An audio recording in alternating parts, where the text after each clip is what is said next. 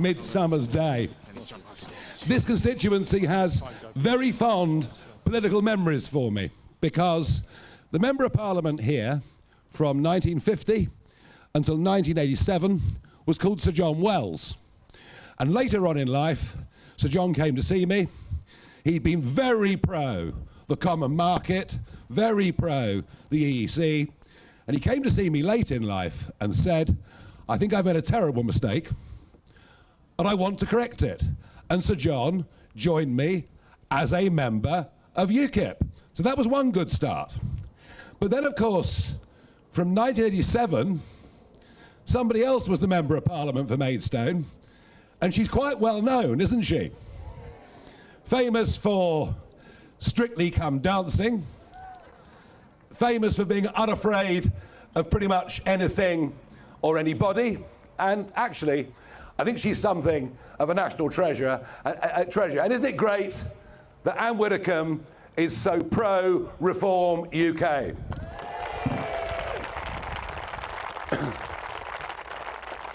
Now, this whole campaign, I've been talking about the things that matter in life: family, community, and country. And so I want to make a little announcement about family. Yesterday was June the 23rd, the 8th anniversary of Brexit. June the 23rd is Brexit Day. It's worthy of celebration. But it was also yesterday my first grandchild was born. So I don't think I'm ever going to forget when his birthday is or when the Brexit anniversary is. You might have noticed that we're doing rather well. There is a momentum. We are the subject of conversation around the family breakfast table. There's more conversation about reform, about me, I guess, than there is anything else going on in this campaign. I guess that's partly because Sunak and Starmer are simply so monotone, so dull, so boring, and don't say anything particularly believable. But it's also because, as the new kids on the block, we've stunned everybody just how quickly we've leapt, and on Friday we saw the first opinion poll putting us on 20%, and it was the fourth poll in 3 days that had us lying in second place across the entire United Kingdom.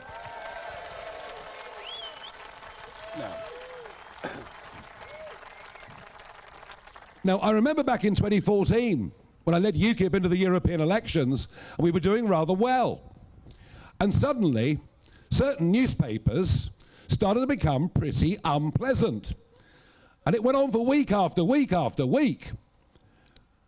And I got a letter in very spidery handwriting from a man who said, "Dear Mr. Farage," not yet, "Dear Mr. Farage," he said, "I was in Bomber Command during World War II, and let me tell you, you only start taking heavy flak when you're getting near the target. I think you must be doing very well."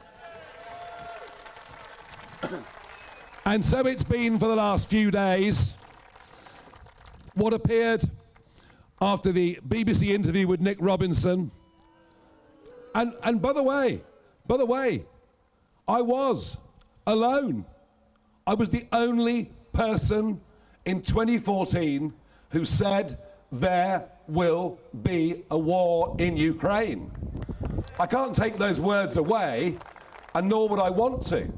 The fact that I was more far-sighted than the rest of our political leaders is not something that I'm going to apologise for. And yet this has been turned into Farage makes outrageous statement. Farage defends Putin. Well, I've done none of those things. I would never, ever defend Putin and think his behaviour in Ukraine and elsewhere has been reprehensible. But if we're going to think towards a peace at some time in the not too distant future, perhaps it might be helpful to understand what went wrong in the first place. Our leaders have no knowledge of history. Our leaders had no knowledge of Russian psychology. And none of this justifies what he's done. And who knows? He may have done it anyway. But we gave him to give his people a reason for doing so. And you think I'm on my own in thinking this? No, the Pope. The Pope in 2022, it's not often the Pope and I are on the same side of any debate particularly. I'm a bit more Henry VIII, you know. But the Pope made this point in 2022. George Kennan, who for years was Director of Policy in the US State Department, begged and urged the Clinton administration not to make the mistake of creeping ever eastwards. George Robertson, the former Secretary General of NATO, said a few months ago that the EU's accession agreement to Ukraine was a mistake that was used by Putin. But no, it's me. I'm the bad guy, and I'm all over the front page of the Daily Mail for daring to stand by what I said all those years ago. And overnight, their most famous columnist, no doubt their best paid columnist, a man called Boris Johnson, has said that I am morally repugnant for suggesting this might have been a causal factor in this appalling war that has now got perhaps nearly 1 million dead and wounded and shows no sign of changing. Well, let's have a little look at something, guys, shall we? Here is Boris Johnson. Daily Mail, are you watching? Here is Boris Johnson from 2016. This is what Boris said. Boris blames the European Union for war in Ukraine. The former mayor is called a Putin apologist after challenging Brussels expansionism. Well, perhaps it's Boris Johnson that's morally repugnant and not me, I don't know. But can you see the sheer level of hypocrisy? Can you see the nonsense of all of this? And let's be clear, this man will go down as the worst Prime Minister of modern times, a man who betrayed an 80-seat majority. Who opened the door to mass immigration? Boris Johnson. Who betrayed the will of Brexit voters? It was Boris Johnson. He pretended to be a Conservative, but he governed as a Green. He put in place net zero policies, including an ambition to turn 30% of our agricultural land into complete grow wild set aside. A net zero policy that meant the poorest in society had to pay too much.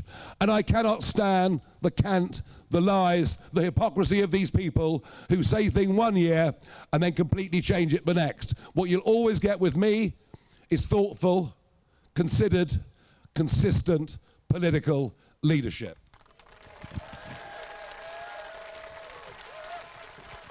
But perhaps something very important comes out of this attempt to somehow stitch me up, which, by the way, is not going to work. But perhaps something very important comes out of it, and maybe these are the most important things I'll say in the entire general election campaign. There has been virtually no debate on defence whatsoever, other than a ludicrous, we're going to bring back national service, which would only apply to 30,000 young people who would join the military for a year.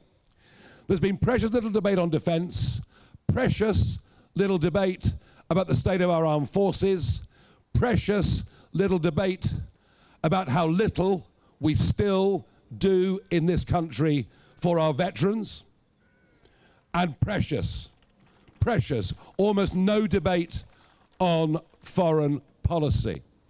And I say these things this morning to you because I have no doubt that the world is in a more dangerous place right now than it's been at any point since the Cuban Missile Crisis over 60 years ago. A couple of years back, we would have thought war on a global scale was inconceivable.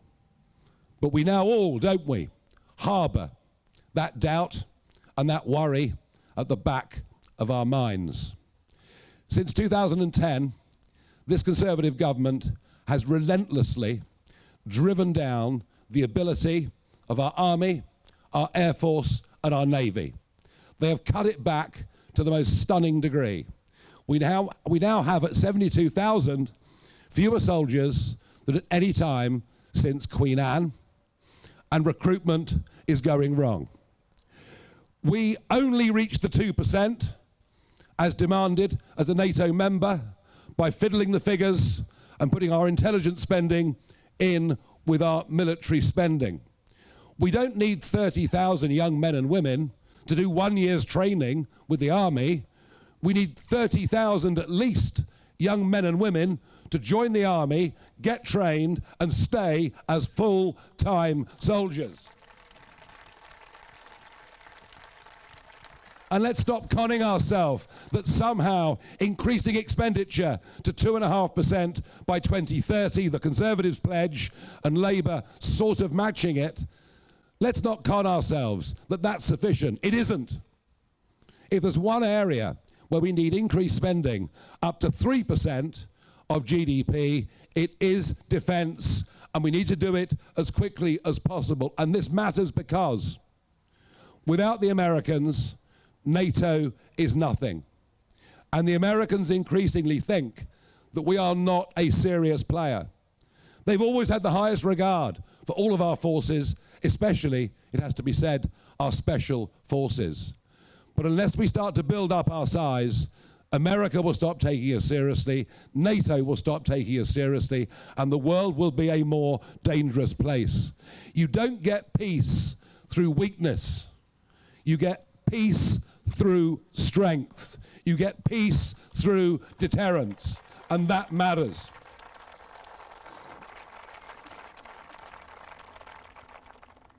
I hardly need tell you the catastrophic failures we've seen under President Biden. The withdrawal from Afghanistan, the handing of it back over to the Taliban after 20 years was the sign of weakness that was seen by Putin. The sign of weakness that is increasingly being seen by China, or China, as a friend of mine calls it. And of course it was the Abraham Accords, those incredible series of deals that were done between Israel and Arab states, something that happened towards the end of the last presidential term, something that Saudi Arabia was about to join, that has led directly to the attacks that we've seen on October the 7th and the awful things that are going on in the Middle East ever since. We have a war in Ukraine. We have a war in the Middle East, and who knows, potentially China will go for Taiwan. This is a very dangerous cocktail, and foreign policy matters. And I will not be lectured. I will not be lectured to by the Daily Mail, and I will not be lectured to by the Conservative Party, and least of all, I will not be lectured to by Sir Keir Starmer. Starmer, who chose to weigh in against me over the weekend. This is the same Starmer that backed Corbyn, a man that wanted us to leave NATO. So no thank you. This the same Starmer that wants to reopen the inquiries that go back 50 years against British soldiers in Northern Ireland. And this the Starmer, along with David Lammy, who wants us to join the European Defence Union. He wants us to get closer with the European Union in terms of our military strategy, which would be a disaster as far as America and NATO are concerned. So I'll take no lectures from any of them. And just think what they've done. Think of the lies we were given over going to war in Iraq. Plain, outright lies. And we've been listening to Nigel Farage at a major campaign event in Maidstone in Kent, accompanied by an enormous printout of the front page of the newspaper with Boris Johnson's words over Ukraine.